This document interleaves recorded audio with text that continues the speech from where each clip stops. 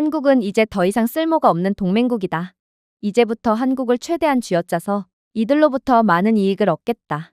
현재 미국이 동맹국들을 향한 압박을 이어나가고 있는 가운데 최근에는 한국에 대한 충격적인 갑질을 시작해 큰 파장이 일고 있습니다. 그러나 이 갑질에 대한 결과는 생각보다 컸습니다.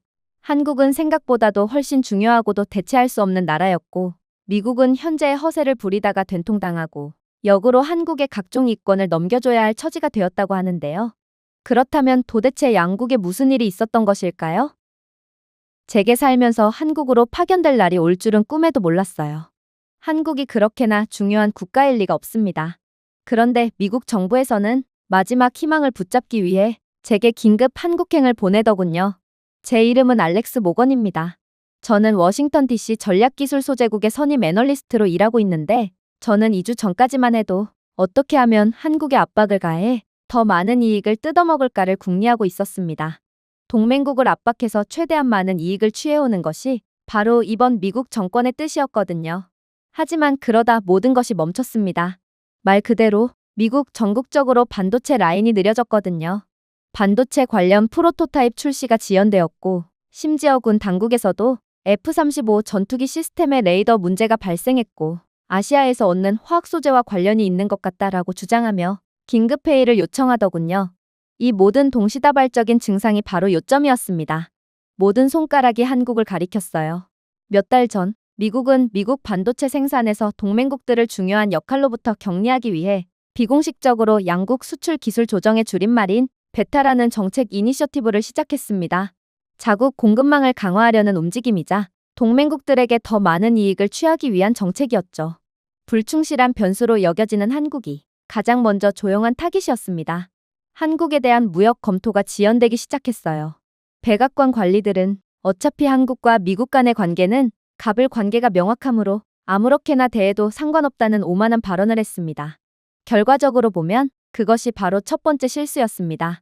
저희는 한국과의 관계에 대해 완전히 오판하고 있었어요. 미국이 갑, 한국이 을이라고요? 아마 10년 전에는 그랬을 수도 있겠죠. 하지만 지금은 아닙니다. 한국은 전쟁 이후 급속한 경제적 기술적 발전을 이룩한 것처럼 최근 10년 새에도 말도 안 되는 수준의 기술 혁신을 이룬 국가였거든요. 그래서 미국은 절대로 한국을 얕봐서는 안 됐습니다. 그러나 이때에 저는 한국에 대해 전혀 알지 못했어요. 그래서 저 또한 한국에 압박을 가하는 정책에 동의하게 됩니다. 미국이 저지른 두 번째 실수는 미국의 압박으로 인해 한국이 철수하기 시작했을 때 눈치채지 못했다는 것이었습니다. 한국은 허세를 부리지 않았어요.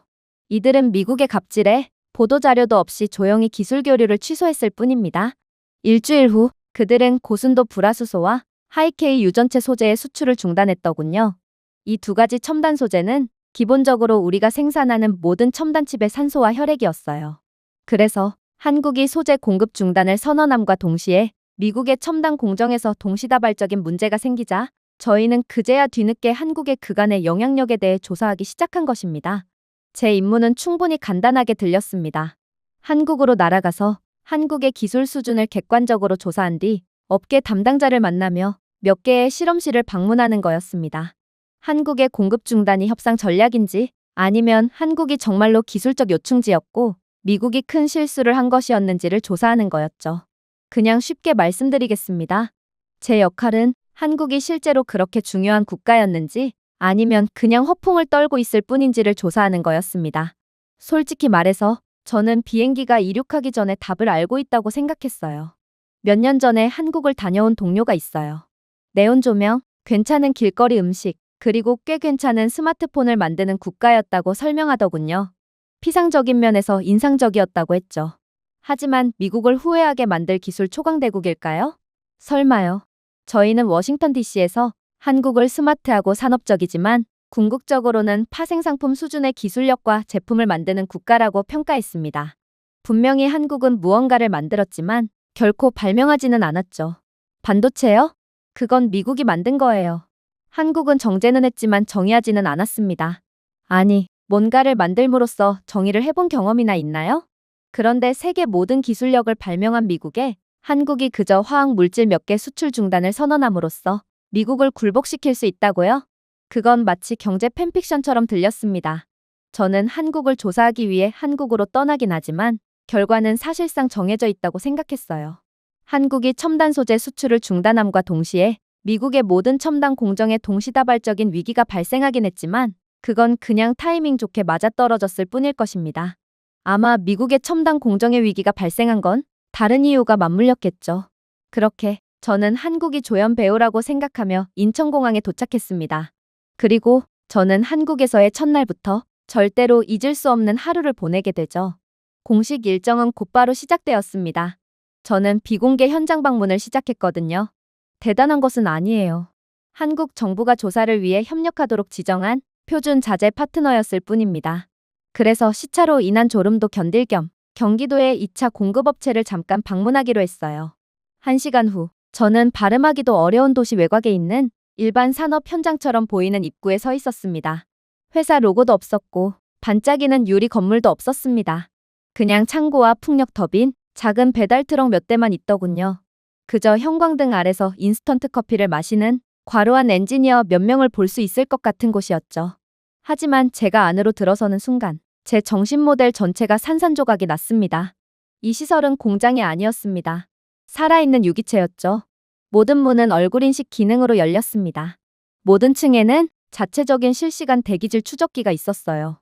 상자에 쌓아두는 나무 팔레트에도 RFID 센서와 열 스캐너가 있어 온도 이상을 감지할 수 있었습니다. 자동화된 음성은 실리콘 기반 화합물 저장을 위한 최적의 습도를 유지하기 위해 HVAC 알고리즘을 약간 조정했음을 정중하게 알려주었습니다. 이게 대체 무슨 상황인가요? 여긴 그냥 대단할 것도 없는 공장일 뿐이에요. 그런데 이런 공장에 무슨 이 정도 수준의 최첨단 AI 시스템이 구축되어 있을 수 있죠? 도저히 믿기지가 않는 모습이었습니다. 그냥 평범한 공장이 이 정도라면 한국의 대기업 공정은 얼마나 최신 기술로 무장해 있다는 건가요? 하지만 저는 아직까지도 모르고 있었습니다.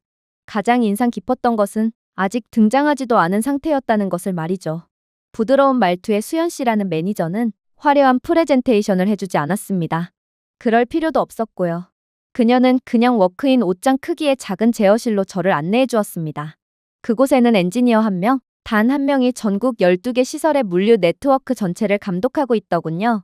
그는 그저 태블릿 PC를 터치하며 실시간 히트맵, 자동화 자재 흐름도, 지역별 수확량 예측치를 관리하고 있었습니다.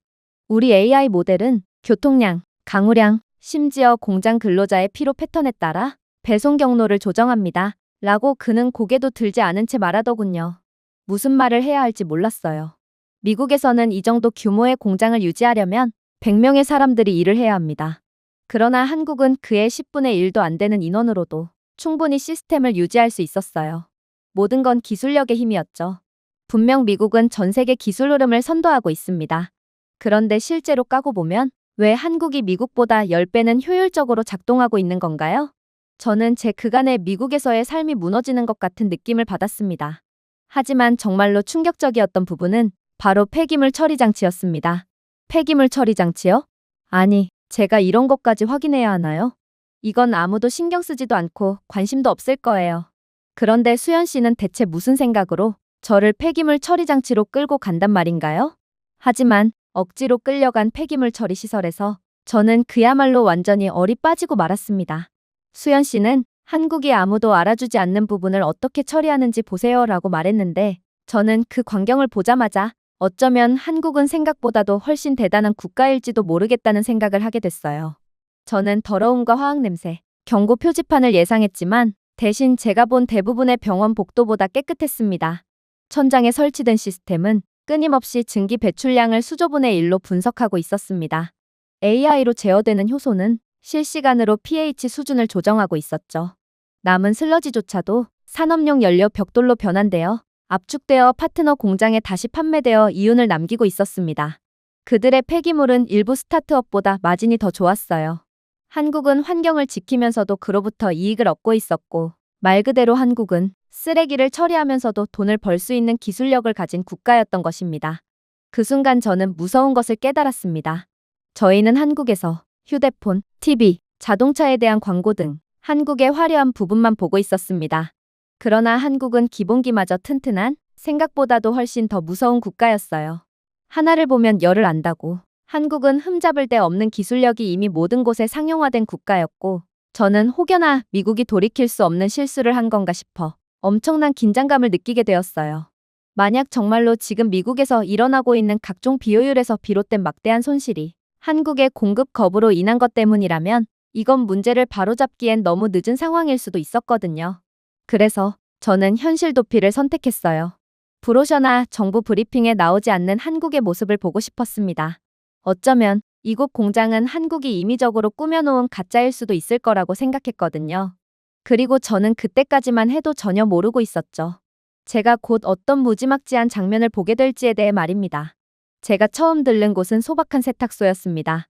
고급 세탁소가 아니었고 그냥 약국과 국수가게 사이에 있는 작은 동전 세탁소였어요. 호텔 세탁 서비스의 운영 시간이 아니었기 때문에 들어갔을 뿐이었어요. 당연히 저는 미국에서처럼 녹슨 기계와 현금 전용 표지판, 구겨지고 지저분한 세제상자 더미를 기대했습니다. 그러나 제가 본 것은 그냥 터무니가 없었습니다.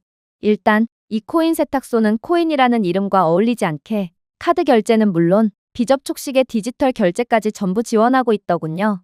심지어 한국은 세탁과 건조를 동시에 해주는 하이브리드 세탁기를 개발한 상태였는데 이 세탁기는 20분 만에 세탁과 건조를 전부 끝마쳐주는 최첨단의 기능을 수행하고 있었어요. 미국이었다면 이 모든 과정에 2시간은 기다려야 했겠지만 한국은 단 20분 만에 끝내주는 기술력을 갖추고 있던 것입니다. 그러나 가장 놀라웠던 부분은 따로 있었어요. 그건 바로 한국인들의 놀라운 시민의식이었죠. 저는 자전거를 탄 사람이 장갑과 셔츠를 세탁기에 던지고 휴대폰을 갖다 대며 결제를 한 뒤 걸어 나가는 것을 보았습니다. 모든 한국인들은 자신의 옷이 전부 세탁이 끝날 때까지 대기하지 않았어요. 그냥 어디론가로 사라졌다가 20분 후에 돌아왔죠. 아니, 한국인들은 어떻게 단 20분조차 기다리지 못한다는 말인가요? 미국에서는 2시간 이상의 세탁 과정을 모두 기다리고 있어야 합니다. 그러지 않는다면 자신의 세탁물들은 전부 도난당하고 말죠. 가끔은 코인 세탁소에 비치된 세탁기 자체를 털어가는 전문 조직까지 존재하는 게 미국이니 미국인들은 세탁을 할 때마다 최소 2시간씩은 시간을 버려야 하는 것입니다. 그러나 한국인들은 전혀 달랐어요. 이들의 신뢰의 문화 때문에 시간을 낭비할 필요가 전혀 없었거든요. 하지만 한국의 놀라운 일상 모습은 여기서 끝이 아니더군요. 저는 이러한 한국의 상상치도 못했던 놀라움 때문에 가벼운 두통을 느꼈고 근처에 있는 동네 클리닉에 들르게 되었는데요. 사실 저는 반신반의한 채 병원에 들어갔어요. 제겐 예약도 없고 서류도 없었으며 특히나 지금은 밤 시간대였거든요. 그러나 한국에서 병원은 미국에서처럼 오랜 대기 시간을 거칠 필요가 전혀 없었습니다. 이곳 병원은 24시간 병원인지 아직도 운영 중이었으며 한국인 접수원은 미소를 지으며 제 여권을 스캔하더니 저를 곧바로 진료실로 입장시켜 주었거든요. 정확히 10분 후 저는 진료를 마친 뒤 처방전을 받을 수 있었고 처방전에 부착되어 있는 QR코드에는 가장 가까운 약국으로 가는 길 안내문이 존재했기에 저는 또 다른 24시간 약국에서 두통약을 구매할 수 있었어요. 이 모든 과정에는 30분도 걸리지 않았어요. 미국에서는 예약 및 대기 시간만 해도 3개월은 소요되었을 거예요. 그러나 한국에서는 엄청난 시간 단축뿐만 아니라 병원 진료비와 약값을 더해도 단돈 10,000원도 안 되는 가격에 모든 치료를 마칠 수 있었습니다. 이게 바로 한국이었습니다. 모든 것이 극한으로 효율적으로 돌아가는 국가, 세계에서 가장 효율적인 시스템을 구축해 놓은 국가였어요. 그러니 한국이 이러한 극한의 효율성을 통해 엄청난 기술 발전 속도를 보였던 건 어찌 보면 당연했던 것입니다. 이쯤 되자 저는 점점 미국이 제대로 실수를 했다는 것을 인식하게 됩니다. 그러나 아직 확신의 감정까지는 아니었어요. 제가 한국에서 신호등을 건너려고 하기 전까지만 말이죠. 한국에서는 횡단보도 신호도 보행자 밀도에 따라 조정되고 있더라고요. 반대편에서 건너오는 노인들이 감지되자 저는 한쪽 구석에 있는 신호등의 시간이 실시간으로 타이밍 알고리즘이 바뀌는 것을 지켜보았습니다. 노인들이 비로소 안전하게 횡단보도를 건너서야 신호는 정상적으로 바뀌었어요. 그때 문득 떠올랐습니다. 한국의 비층 고층 빌딩이나 화려한 박람회에 숨어 있는 것이 아니었습니다. 화려한 일상 속에 묻혀 있었죠. 그냥 한국인들의 일상생활이 미치는 모든 곳이 최적화되어 있었습니다. 그리고 보여주기용이 아니라 실제로 상용화해 놓은 상태였죠. 이 시점에서 저는 더 이상의 한국에 대한 의심은 무의미하다는 것을 깨닫게 됩니다. 그리고 모든 감정은 걱정과 공포로 바뀌었죠. 다음 날 아침, 저는 본격적인 업무 수행을 위해 한국의 첨단 소재 연구소에 도착하게 됩니다. 박지연 박사는 젊고 절제된 놀라울 정도로 정확하게 저를 맞이했습니다. 마치 이미 전 세계가 한국을 찾고 있는 만큼 한국은 미국의 공급망에 미련이 없으며 그저 미국의 오만함을 꺾어주기 위해 대화에 응했다는 것 같은 인상을 풍기고 있었어요. 그녀는 저를 힐끗 바라보며 이게 바로 여러분의 경제를 뒤흔든 이유입니다. 그러나 대부분의 미국인들은 아직도 그 이름조차 모르더군요라고 말했어요. 저는 조심스럽기보다는 호기심이 가득한 표정으로 따라갔습니다. 그 안에는 에어록을 통과할 때 불빛이 자동으로 어두워졌습니다. 그 가운데에는 밀폐된 유리실이 서서 잠자는 동물처럼 부드럽게 윙윙거렸어요. 이것은 우리의 12-9 등급 불화수소입니다. 저는 고개를 끄덕이며 12-9의 의미를 이해한 척했습니다. 그러나 저는 이해하지 못한 상태였어요. 박지연 박사는 그런 제 무지를 눈치챘는지 침착하게 설명하기 시작하더군요. 12-9는 99.999999999% 순수합니다. 만약 여기서 불순물이 섞여 등급이 내려간다면 웨이퍼 수율이 기하급수적으로 떨어집니다. 불순물이 조금 더 섞인다면 칩이 작동하지 않겠죠. 현대 반도체는 완벽하게 세밀한 정밀도가 필요합니다. 그게 바로 한국이 생산한 불화수소가 꼭 필요한 이유죠. 이 첨단 소재야말로 전 세계가 수년 동안 개발해온 모든 AI 칩, 모든 방어 레이더, 모든 양자 컴퓨팅 프로토타입 뒤에 숨겨진 보이지 않는 칼이죠. 한국이 이 완벽한 불화수소에 대한 공급을 중단한 이상 미국은 이제 더 이상 최첨단 기술 생산을 할 수 없게 된 것입니다. 그러면서 박지연 박사는 하나의 디스플레이를 꺼냈어요. 이것이 미국이 현재 자체 생산할 수 있는 불화수소로 만든 반도체입니다. 차트가 나타났습니다. 5나노미터 로직 칩 59%의 고장률. 또 다른 차트에선 애플의 M3 칩 생산이 지연되며 결국 라인이 가동 중지되었습니다. 박지연 박사는 고개를 가로지었어요. 불화수소는 선택사항이 아닙니다. 필수적인 소재죠. 그리고 이것이 바로 지난 분기 애플의 수익률이 38% 하락한 이유입니다. 미국의 대체품은 미시적 불안정성을 초래했고 도저히 한국이 만든 불화수소의 품질에 도달하지 못했거든요. 한국의 불화수소 없이 고성능의 반도체를 만들 수 있을 거라고 생각하세요? 그건 어린 묘목으로 책상을 만드는 격입니다. 만들 수야 있겠죠. 하지만 거기에 책을 올려놓는 순간 책상은 반으로 쪼개지고 말 것입니다. 저는 이러한 충격적인 상황을 도저히 받아들일 수가 없었어요. 그래서 한국이 아니라면 다른 나라에서 공급을 받으면 될 것이라고 말했습니다. 제 논리는 완벽해 보였어요. 일본 또한 완벽한 품질의 불화수소를 갖고 있거든요. 하지만 박지연 박사는 또다시 경악을 금치 못할 주장을 해오더군요. 실제로 몇 년 전만 해도 일본은 한국보다 높은 품질의 불화수소를 갖고 있었습니다. 하지만 지금이요? 일본의 불화수소 등급은 고작 99에 불과합니다. 나쁘지는 않지만 여전히 충분하지 않습니다. 한국은 12-9 등급이거든요. 독일도 시도했죠. 실험실은 훌륭하지만 한국만큼 빠르지는 않아요. 그리고 생산 비용은 우리의 5배에 달합니다. 이 말은 당신들이 독일에서 불화수소를 수입하려면 한국이 가진 것보다 낮은 등급의 불화수소를 5배나 비싸게 주고 구매해야 한다는 뜻입니다. 중국이요? 기본 안정화조차 제대로 할 수 없어요. 이게 바로 당신들의 오만한 결정에 대한 결과입니다. 한국은 전 세계 5나노미터 이하 생산에 사용되는 초순수 불화수소의 90% 이상을 수출하고 있습니다. 이게 무엇을 뜻하는지 이해가 가시나요? 저는 그게 무슨 뜻인지 생각해 봤어요. 한국이 공급하는 불화수소가 없다는 건 AI 가속기도 없고 미사일 유도도 없고 기상위성도 없고 신경처리 장치도 없고 테슬라 오토파일럿도 없고 애플 실리콘도 없고 엔비디아 H백도 없다는 뜻이었습니다. 공급망이 빠듯한 것만이 아니었습니다.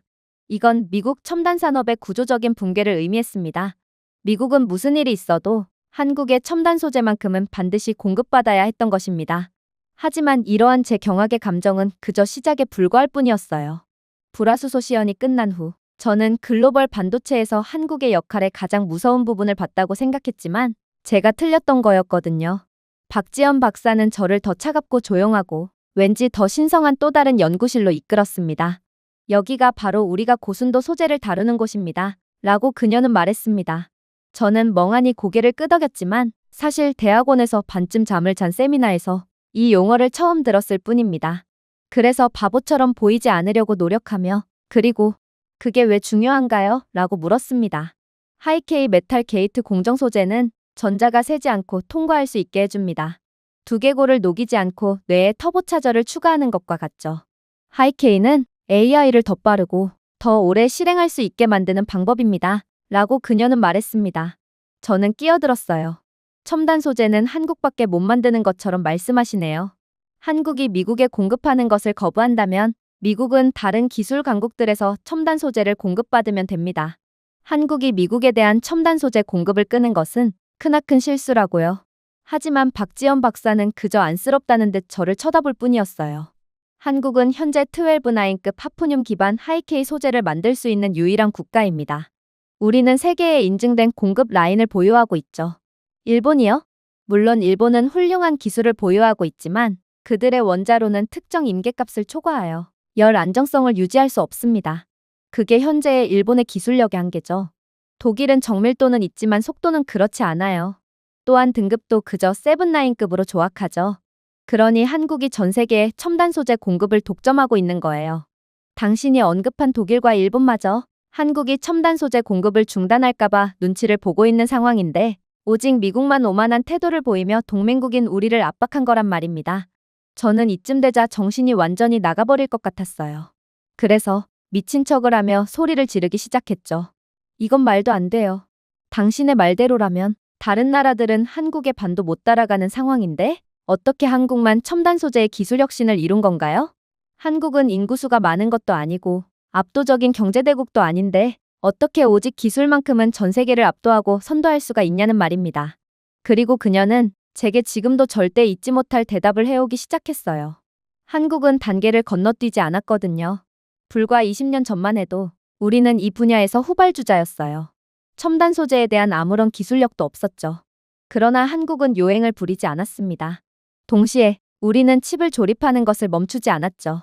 20년 전 우리는 단순히 칩을 조립하는 것이 아니라 기초를 소유하기로 결정했습니다. 그래서 한국은 실험실뿐만 아니라 학교, 교육, 문화에 투자했어요. 그 결과 한국은 똑똑할 뿐만 아니라 정확한 엔지니어들을 배출했고 기본이 탄탄한 기술력을 갖게 되었어요. 모두가 의심할 때도 묵묵히 자신의 길을 걷는 것이 바로 한국의 비결이죠. 간단해 보이지만 그 어떠한 국가도 해내지 못한 방법입니다. 화면 속 숫자를 응시했습니다. 한국산 하이케이 화합물의 실패율은 0.3%였습니다. 작년에 본 최고의 미국산 하이케이 소재는 18%였습니다. 그 차이는 절대로 작지 않았어요. 100억 달러 규모의 AI 칩 공장이 성공하거나 폐쇄했다가 의회 청문회로 전환하는 것의 차이였죠. 그리고 저는 이제야 현실을 직시하게 됩니다. 현재 한국이 첨단 소재 공급을 중단하면서부터 미국의 3나노미터 생산 라인이 무너졌어요. AI 칩이 스트레스 테스트에 실패하며 미국 내 첨단 공장들이 붕괴하기 시작했죠. 심지어 지금은 군용 프로세서가 과열되기 시작하기까지 했고 위성 성능이 저하되어 전 세계에 대한 통제력을 잃어버렸어요. 자율주행 자동차는 계속해서 결함이 발생하고 있습니다. 이게 정말로 다 한국 때문이었군요. 박지연 박사는 대답하지 않았어요. 그녀의 반응이 곧 한국이라는 국가의 반응과 같았어요. 한국은 압박하지 않았습니다. 한국은 그저 한 발 물러서서 저희가 얼마나 그들에게 기대게 되었는지 보여주고 있을 뿐이었어요. 한국 기술의 가장 위험한 점은 결코 위험해 보이지 않는다는 거였습니다. 그냥 작동할 뿐이죠. 조용히 말입니다. 항상 신뢰할 수 있습니다. 그들이 공급을 중단하기 전까지 말입니다. 결국 저는 한국에 갑질을 하다가 완전히 국가 붕괴 직전에 놓인 미국의 운명의 공포에 질린 채 얼굴이 새파랗게 되어 다시 미국으로 돌아왔어요. 주머니에는 USB 드라이브를 넣고 가슴에 폭풍을 안고 상황실로 들어섰죠.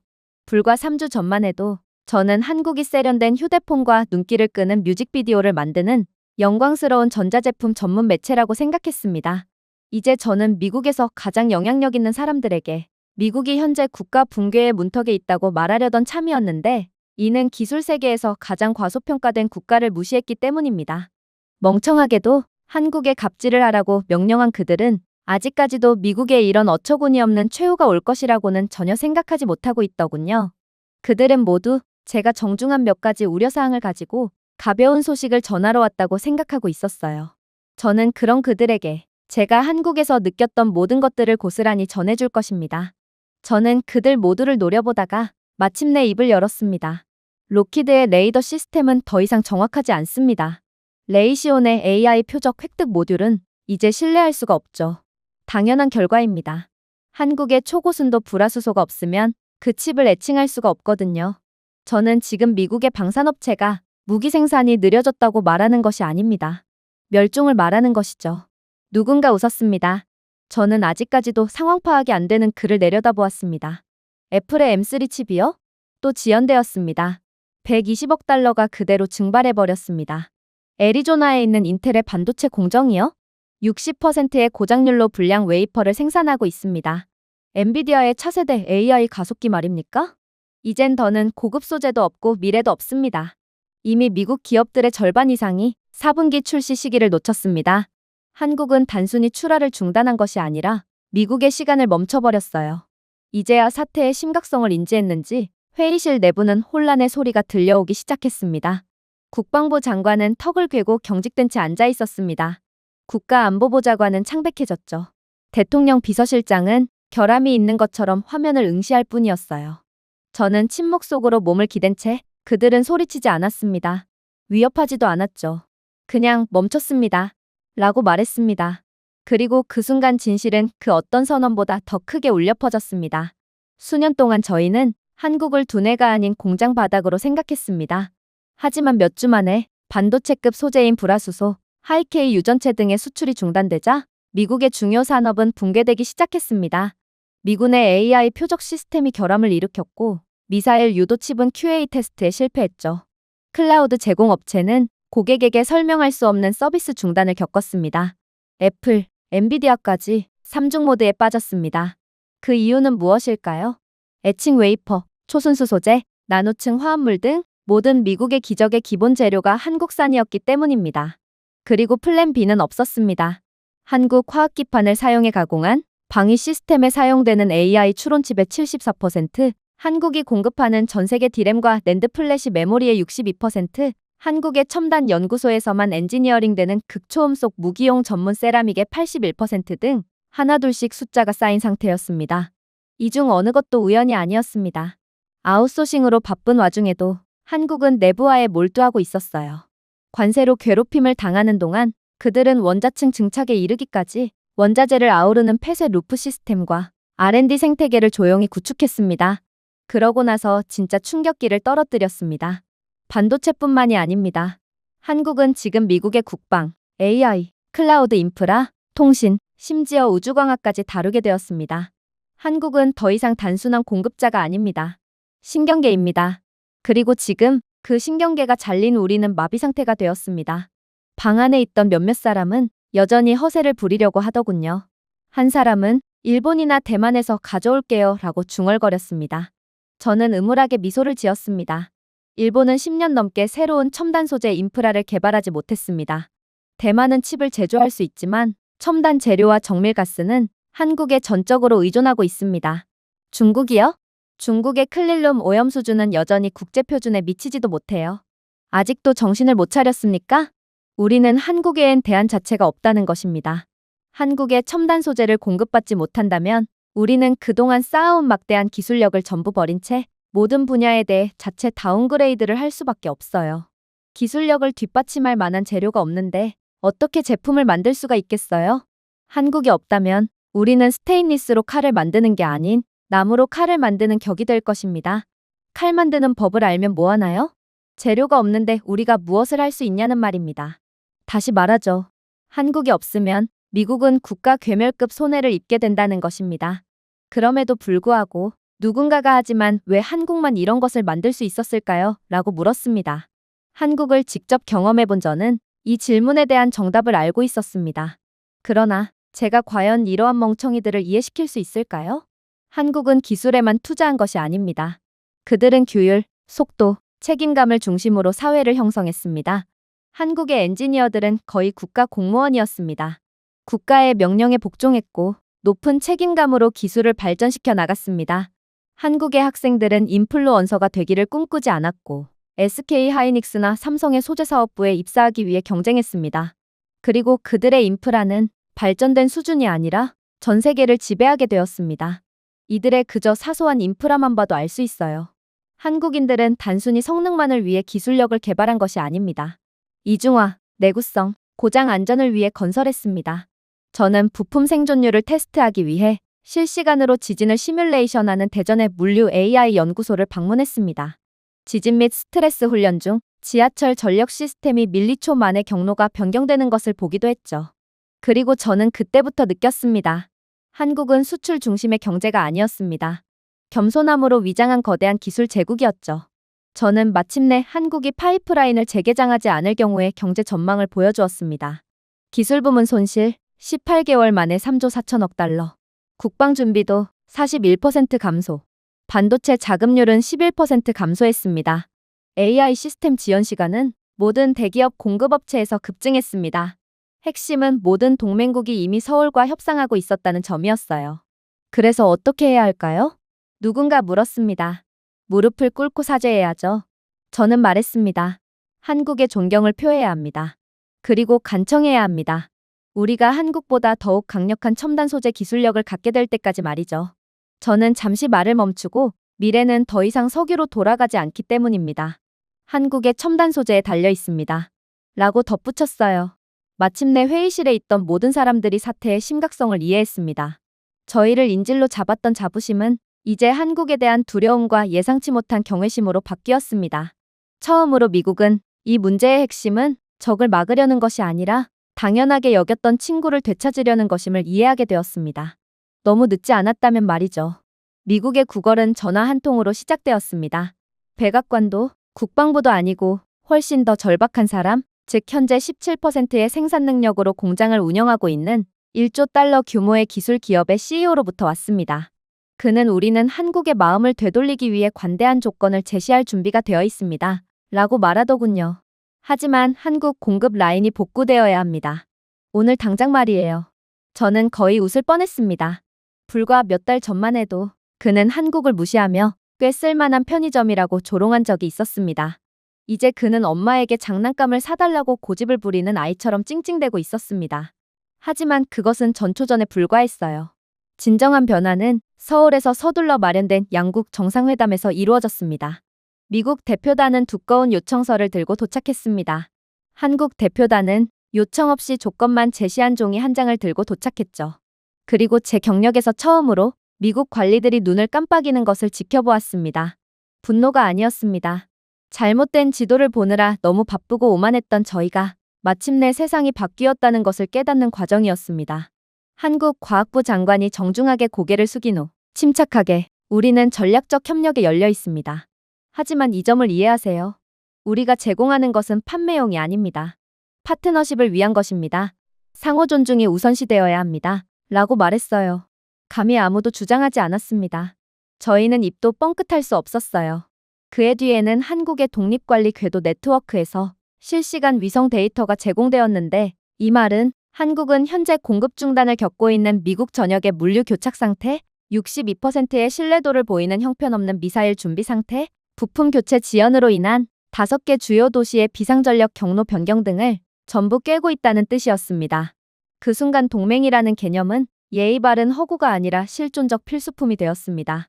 한국의 사소한 발언 하나에 미국은 상상조차 하고 싶지 않은 결과를 맞이할 수도 있거든요. 결국 미국 대표단은 더 이상의 요구도 더 이상 거만한 미소도 보이지 못했습니다. 긴급하고 겸손하며 후회로 가득 찬 비굴한 질문을 할 뿐입니다. 한 관계자는 신뢰를 회복하려면 무엇이 필요할까요? 라고 물었습니다. 한국팀은 즉시 응답하지 않았습니다. 대신 기술 주권의 평등 기준이라는 제목의 문서를 꺼내더군요. 조건 중에는 모든 미국 연방 계약에서 한국 특허와 IP 권리를 완전히 인정하는 조건이 포함되어 있습니다. 한국 돈으로만 자금을 지원하는 것이 아니라 한국 땅에 공동 R&D 시설을 건설하는 것이 포함되었습니다. 그러나 정말로 핵심적인 요구는 따로 있었죠. 투명성, 윤리성, 존중을 바탕으로 어떤 미국 기업이 자료에 접근할 수 있는지 한국이 직접 선택하는 거였습니다. 이게 무엇을 의미하냐고요? 미국은 양국의 관계에 있어서 한국이 갑, 미국이 을의 위치에 있다는 것을 인정하는 거였어요. 미국의 창립 이래로 언제나 어떤 상황에서나 항상 미국이 선택과 결정권을 쥐고 있었습니다. 하지만 이 결정권은 이제 한국으로 넘어가게 생긴 거였죠. 긴장된 멈춤이 있었습니다. 그러나 결국 국무장관이 불과 몇 주 전만 해도 상상할 수 없었던 움직임으로 손을 내밀며 말했습니다. 우리는 미국을 대표하여 감사와 겸손으로 이 조건을 받아들입니다. 저는 한국 장관을 힐끗 쳐다보았습니다. 그는 웃지 않았습니다. 그는 고개를 끄덕이며 함께 앞으로 나아갑시다라고 대답했습니다. 박수는 천둥 소리가 아니었어요. 조용하고 거의 경건했죠. 승리의 소리가 아니라 새로운 시작의 소리였습니다. 저희가 걸어나갈 때 미국 고문 중 한 명이 제게 속삭이더군요. 그래서 이제 한국이 왕인가요? 저는 쓴웃음을 지을 뿐이었습니다. 아니요. 한국은 항상 왕이었어요. 우리는 그저 현실을 보려고 하지 않았던 것뿐이죠. 그렇게 저희는 다음날 출국을 위해 호텔로 돌아가 휴식을 취하기로 했습니다. 저는 생각이 필요해서 잠시 공원으로 나왔어요. 한국은 그새 무언가가 바뀐 것 같더군요. 하늘을 뚫어버릴 듯 상승하는 GDP 그래프가 아니라 더 깊은 무언가였죠. 한국은 이제 다른 나라의 인정이 필요한 국가가 아닙니다. 한국 전쟁 직후 수십 년 동안 한국은 항상 다른 사람의 그늘 아래에서 건설하고 희생하고 노력하고 생각 밖의 일을 해왔습니다. 그리고 지금 한국은 더 이상 인정을 받기 위해 노력하는 후발주자가 아닌 인정과 존경이 저절로 따라오는 세계를 선도하는 국가로 발돋움했습니다. 저는 인천공항에서 제 신분증을 확인해준 보안 요원이 존경이 아니라 동등한 입장에서 고개를 끄덕이는 작은 제스처를 기억했습니다. 더 이상 검증을 구걸하는 나라가 아니었습니다. 조용하고 훌륭하며 멈출 줄 모르는 나라였습니다. 그리고 미국으로 돌아가는 비행기에 탑승하면서 활주로에서 서울을 마지막으로 바라보았습니다. 오만함이 아니라 조용한 자신감으로 스카이라인이 반짝였습니다. 외치지도 간청하지도 성격을 꺾지도 않은 나라. 하지만 결국 세계의 규칙을 다시 그린 것은 바로 한국이었습니다. 제가 준비해온 내용은 여기까지입니다. 끝까지 시청해주셔서 진심으로 감사드리며 여러분들의 구독과 좋아요, 알림 설정은 영상 제작에 큰 힘이 됩니다. 이상 세모튜브였습니다.